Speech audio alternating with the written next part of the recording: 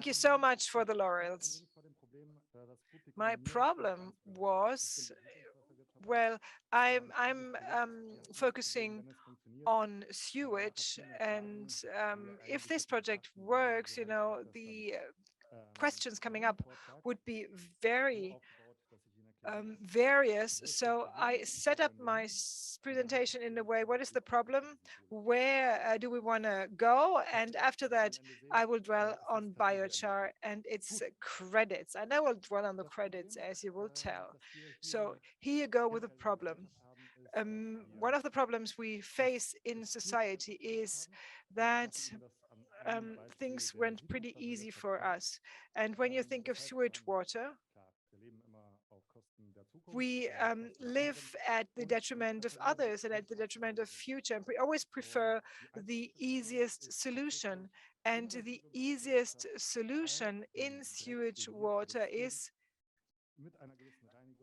to get rid of the wastewater in urban water management as soon as we can. And this worked also with regard to healthcare. But now we don't live in 880 anymore, but we live in 2022, 23. And now we face all the problems from agriculture. We get the nutrients for our body, and with the feces, we put it into the wastewater system, then they are treated and they go to the rivers and to the sea. This is a problem, for example, for phosphorus. If in 80 or 300 years the resource is going to be at an end is not the question, but it's anyway finite. So in urban water management, we have been working on circular economy, doing research on how to manage to make sure that water, nutrients, energy can be kept within the city and can circulate within the city. There are technologies available. We did research on that in the past 10 to 15 years, individual technologies. But you know, you can tell how good we are. You know, did you ever read in the newspapers that a wastewater treatment plant has been closed? No. And that means that we are at the very beginning of taking care of all the elements. And in science, we are not only interested in solutions that take care of a problem, but we need to be to operate in a multifunctional way. So the material flow in a city do not only have to be treated and cleaned, but they should see an added value. The colleagues of the Roof Water Farm in Berlin, they produce fish and plants with that type of wastewater, cleaned wastewater. This is it for the problem. This brings me to the VertiKKA and its field of interest. Global warming cannot be brought to a stop. You know, with everything we discuss in Egypt, 1.2%, 5%, or 2 degree, we can all feel that for the last 8 years, we have experienced the hottest years and also the driest years. And so within the city, this is something that we feel, we call that urban Isle effect. So the heat in the city increases, you know, less condensation, less cooling, and these are the effects. This is Darmstadt in the year 2041, very red. We do believe in this model that Darmstadt will not change. There will be no new areas, you know, an increase of temperature within the city center, as you can tell. And so we need to address these fields. We need to take a look at the resources within the city, at wastewater, and making sure that we can mitigate this effect. We cannot take care of the effect, but we can mitigate it. Or we cannot get rid of the concept of the effect. So this is the concept that we came up with. We use the VertiKKA, addressing different problematic fields. First of all, we don't need to source. We have a material flow within the city that we paid for already in order to create this cycle. We create a cooling, we can provide water within the city. We don't have competition among the areas because we make use of a concept. We use the facades of the city, not historical facades, of course, but the not so nice and beautiful facades in a city. We can use them. We can take care of strong rains. We cannot avoid the strong floods, but we can make sure that the cellars do not flood. We can cool things. We have water, as I said. We can produce biomass. We can also generate energy. So what's the setup?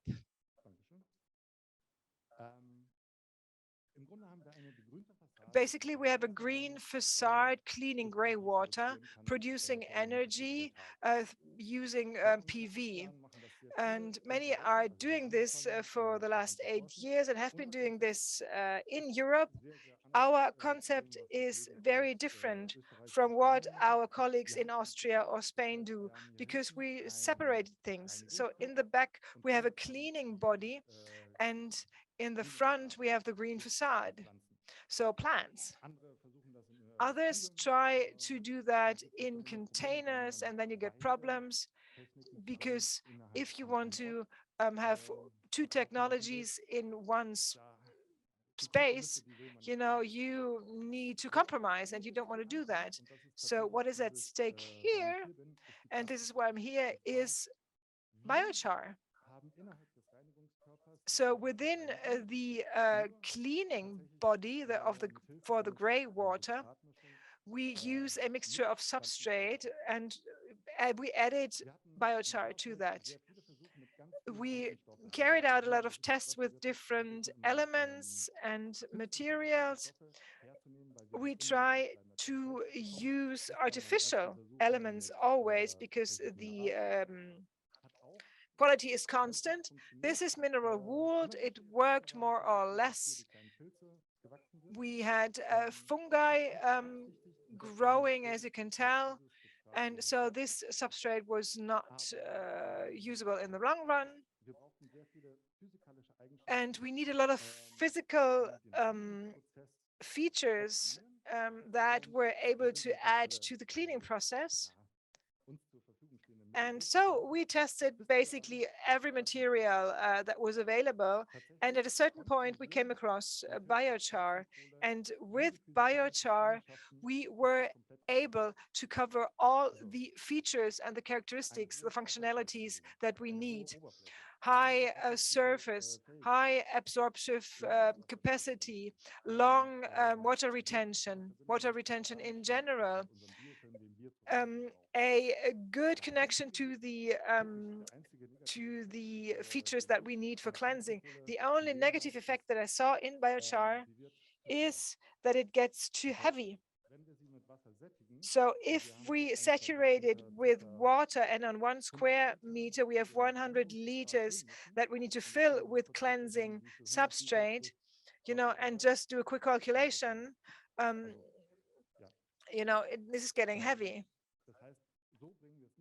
So we cannot put it to the facade, but we added a granulate, expanded grass granules, 2/3 biochar, 30-35 liters. And this is what the mixtures look like. So it is 2 waste products that were pyrolyzed, barley husk and wood chips. This is 2 and 3. And given that we presupposed that if we want to market things, we need a waste product. We don't want to create new organic material that should be used for other things, but we need a waste product that is always available. And so we came across barley husks and wood chips. And this is the scientific test site at the Bauhaus-University Weimar. And this is how it looks. It's not that spectacular. I know that for a pilot, it's always the same. You start a small scale, 4 square meters. This is a module 80 centimeters broad, 1.6 meters high for one person. So this module can clean the gray water of one person per day. So it is added on top, dripping through. On the last picture, I'm going to show you the final or the final installation. So it's dripping down here. You see the cleaning unit filled with the substrate. The gray water is added. It's dripping down. We have the biofill and the biochar absorbs the nutrient, the water, can also retain a carbon until that film can reabsorb the compounds again. And we have the green part, making sure that the gray water or part of the gray water can be absorbed by the plants and is then evaporated and takes care of cooling down the microclimate, of a backyard or wherever. So we can reduce the urban heat island effect with this. It is not clear how much, because 4 square meters does not have that much of an effect compared to bigger dimension. We carried out a lot of tests. We tested the qualities. We assessed the plans. I have not enough time available to show you everything. So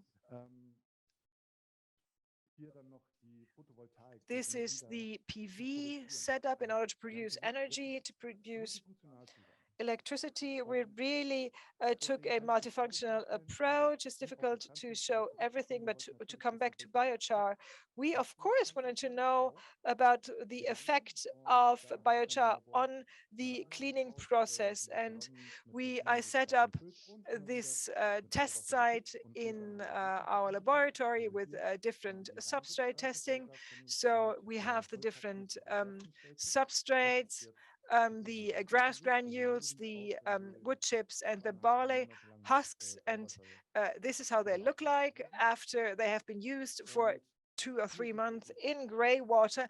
And this is the result. As you can tell, well, it looks a little chaotic. The black line is the values of some parameters of the actual oxygen need to make sure how much carbon is bound. Then we have the glass, and the 2 lower curves are the biochar. In biological wastewater treatment, we need a certain time, operation time, until the organic system really works. So after 6 weeks, you can tell here from the chart, the glass granules start their biological activity, and they have an cleaning impact. But we do also see that biochar has a mechanical cleaning effect. It absorbs and binds the pollution element. And we have a higher removal in the context of biochar. So this is just one excerpt for biochar. There's so much more to say. I had to promise not to show too much because I also still need things for my PhD to show. But in the next 1 or 2 years, you will see 1 or 2 more publications on the topic. And as I said earlier, I did not find any other material apart from biochar that combines the positive material features and functionalities of biochar and could replace it. Water retention, surface, micropores, you know about that. But what we saw in the test also is during winter, with the glass granules, during winter time and -degrees, would break. Biochar did not. It was stable with regard to its shape and form, despite the frost and the cold temperature. And also when it comes to the installation, it's not hazardous. When it comes to the wool, there's a potential for danger that you want to do away with. So here goes my credits to the biochar. It's really a very good material. What we need for the process is the grain size is important. It must not be too small and not too big. It should have a high absorption capacity. And for us, the starting material is important. I would not like to log a tropical rainforest just to make sure that we can run our plants. So we need a residual material that meets the needs. This was our first project. Second project, this is Stuttgart Rot. So we are going to run a test project there. If you like, you can contact me and I will give you the specific address. 10 to 15 square meters are going to be set up there to show the effects if in a scaled manner. We imagine the effects, but we want to assess the effects and know the effects. And this is something that we are going to do at the beginning of next year. The last picture is this green wall here. May this year. This is what it looks like. So after it has grown, after the first winter, this is what you find at your wall or your facade. With regard to cleansing, it works perfectly with biochar. We still need to run a couple of tests to establish things with facts and figures, especially for special interests group like you are, and probably things will be available for the next meeting. Thank you so much.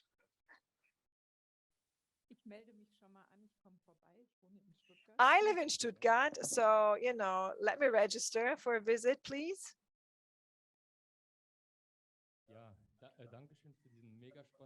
Thank you for this very interesting presentation. And you're right, I have more questions than answers at this point. I'm also interested in the question, how does the wastewater have to be pre-treated?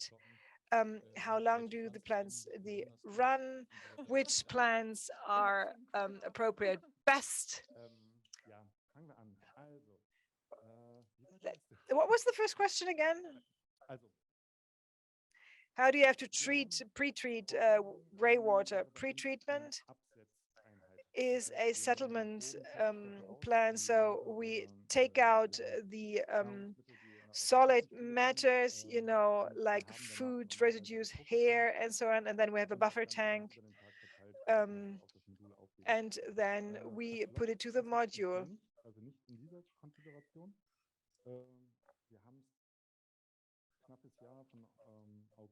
So from August last year to May, August to May this year, it was running. And with regard to the order, we had a problem at the beginning and we took care of that. But given that we have a separation between cleaning and the green wall, so to speak, we took care of that problem. Because at the beginning we had the root and the substrate were in the same spot. And there we experienced some odor when evaporating, but with this design, there's no odor.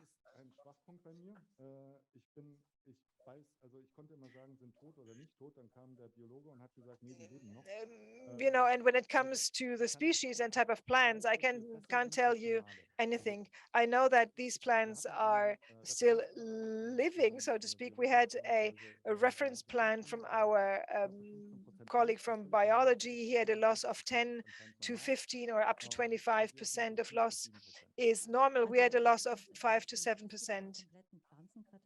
There is a complete catalog of plants that had been developed for this type of facade, also with regard to the direction northwest, east, south. So you can select plants according to the functionalities of the plant, but also according to the visual aspects. Thank you so much for this great presentation. Do you have experience whether this substrate segregates, for example, that the biochar moves down? Yes, this is why we focus also on the grain size. At the very beginning, we shoot things with our means and things were separated, and the particulate matter was washed out at the very beginning. And when I disassembled the plant, there were areas where the particular matters aggregated, but it was never completely clogged. And given that they remained in shape, you know, you need a mechanical treatment that allows for things to settle again. So we didn't have any problems to this regard. But as I said, we need a certain grain size to make sure that things work in an optimized way. Thank you so much on my part as well. We also do research at in Geisenheim on green facades. I don't know if we are in touch already. It would be great to get in touch. My question is, if I take a look at this type of facades outside, you know, with regard to winter. So what about winter? Because the plants are going to survive during winter if they manage, depending on the temperatures. But with regard to the nutrients, they will change their behavior. So how is it going to work after the winter period? So in wastewater treatment, we have two categories. We have the reduction of or elimination of carbon, and that's the first step. And then we eliminate the nutrients. And the area that we work in, we did not take care of nutrient elimination. So what we do create with establishing biomass and incorporating things, and you know, the biochar absorbs things also, and also the plants themselves absorb elements, but there is a share, 40%, in the drain. So we always have nutrients in the drain, so that is not a problem. You can use it to irrigate plants. And during winter, temperatures are a problem also for biological cleaning.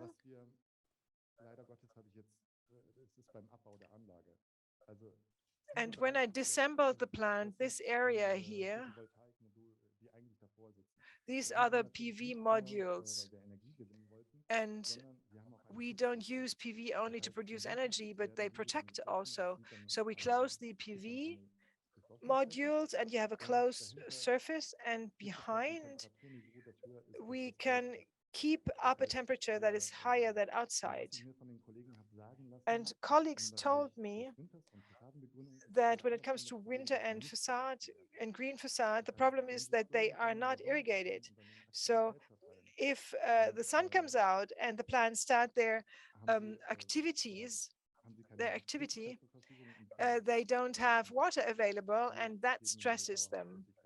And we provide water to the plants in a constant way.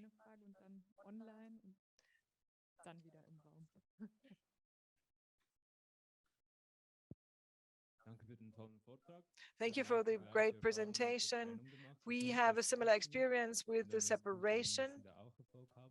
Great to see that you're successful as well. With regard to the separation, do you also separate the roots? Can the roots be part of the filter unit, or is there a fleece that creates a barrier? And with regard to the dosage of the green water, do you have a reservoir that you fill with gray water? Do you fill the water? How do you dose it? Is it constant in a periodical way? Well, I would have loved to add a couple of more charts if I had only known before that you would ask these questions. We had a mix of synthetic gray water for practical reasons. And we irrigate every hour for 5 minutes with 3.5 liters. I think it's 84 liters per day.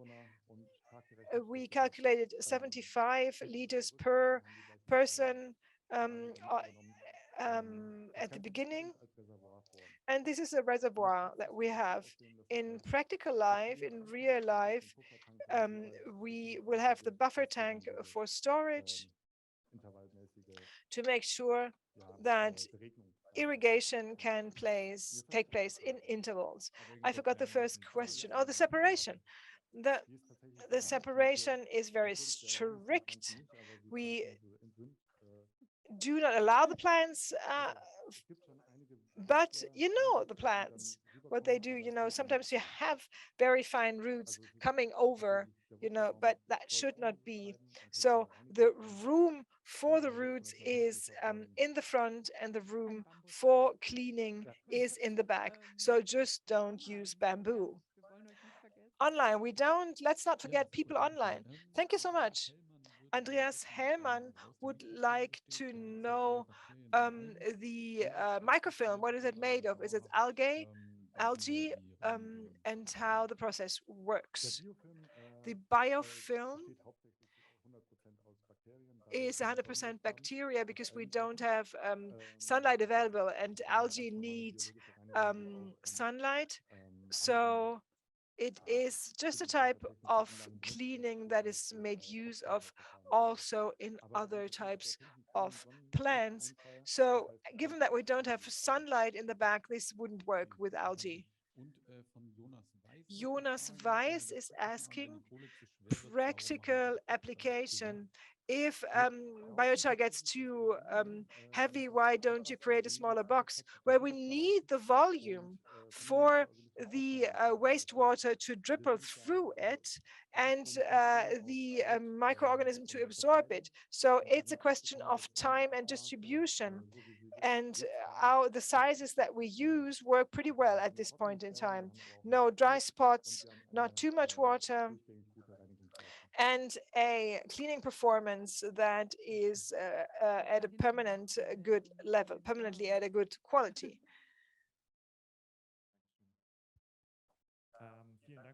Thank you so much for your presentation. 2 questions. First, what about maintenance with regard to biomass? How often do you need biomass or remove things? Second, what is your target groups with regard to consumers? For solar panels or PV, oftentimes, people don't use PV because they rented the house or the apartment, and the landlord is not that much interested in setting up things. So people who rent space are restricted. I know from Krefeld they have test projects running. Biomass, I cannot add to that because I'm not a biologist, and I know that our interns and our students do some maintenance every now and again, taking off certain parts of plant that are not alive anymore. And for some time, the facade looked not that beautiful, and people told me that's just normal. But, I don't know the amount of biomass that has been removed. What you see here, that's in addition, it's 10 times the biomass that we added at the beginning, but this is just a rough estimate on my part. Customers, your second question? Whoever wants it, basically, whoever needs it. Let me add to that, our cooperation partner in the second phase is a construction cooperative, Neues Heim, that's the name. And they provided us with buildings from the 50s. They will be empty by the end of next year. So for this time being, we can experiment with real people and real wastewater, and we can replicate the values. And if that works, they want to integrate that concept in their new buildings. Because don't forget, the condition is that you have a separate wastewater management and pipe in the object, in the building. And this is an obstacle because oftentimes you have one pipe collecting everything. And we developed interesting tools how we can also separate pipes, truly separate pipes in an existing building. I come from Weimar, and many housing managers refer to us because they have difficulties to rent their spaces because the temperature in the upper floors are above regulation. And so in summer, they would have to cool those apartments.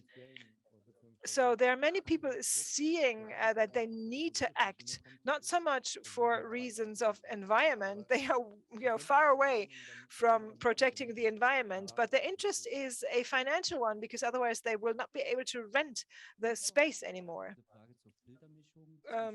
Question 2, the mixture for filter, is it pellets here? It's glass. Extruded glass. Is there a ratio, biochar and the expanded glass? What about the CO2 emission balance? Expanded glass is a waste material used in construction industry. Vermiculite could be an alternative to add that. If it does not absorb more water, of course, it should not absorb more water because the expanded glass granular does not absorb water, and that was a major advantage. There are many questions with regard to CO2 emissions, whether it's a sea sink, or if it produces sea in the process. These are things that we need to take care of. It is very interesting would be interesting to learn more about the mixture of plants, not necessarily now. You can send me an email. It looks like plants that are made for indoor purposes, and maybe we have also robust wild plants available that we might use. That's the first question. Second question, the substrate. Is it at a certain point you need it to replace it with so much biofilm inside that you need to replace it? Or is it a never-ending story, a never-ending substrate? Plant catalog, you were outside when we talked about that. The Hürtingen, the University Hürtingen, Nicole Fosa was part of the partners in the project, and there is, of course, a plant catalog available, taking care of diversity as well as bee and insect friendliness. And the substrate did not deteriorate, so it is well, it's difficult to ask questions if you were not here for the whole time, because we took care already of all your questions when you were outside of the room. But we did not speak explicitly about bees. I will see you, Susanne. Can I ask a question? It's great to include PV also. If I see those panels, I'm crying. So please use true solar panels. And if you want to, you should take a look of the sizes and adapt your size to the sizes available. It is a commodity. You need to make sure that you can integrate solar panels that are ready and available. We will speak about that later. Our partner in the second phase of the project is Solikur. Lars Podlowski, he worked at the PV Institute in Berlin before. He is our partner. And he also spoke about the standardization of the sizes. It's also a question of approval. The German Institute for Construction in the 90s published sizes in terms of guidelines for modules on facades. There is a research project trying to get rid of those restrictions. We want to get in touch with them also. We use bifacial modules, and we have experts to consult with. And if that's not enough, Daniel, we are going to speak to you.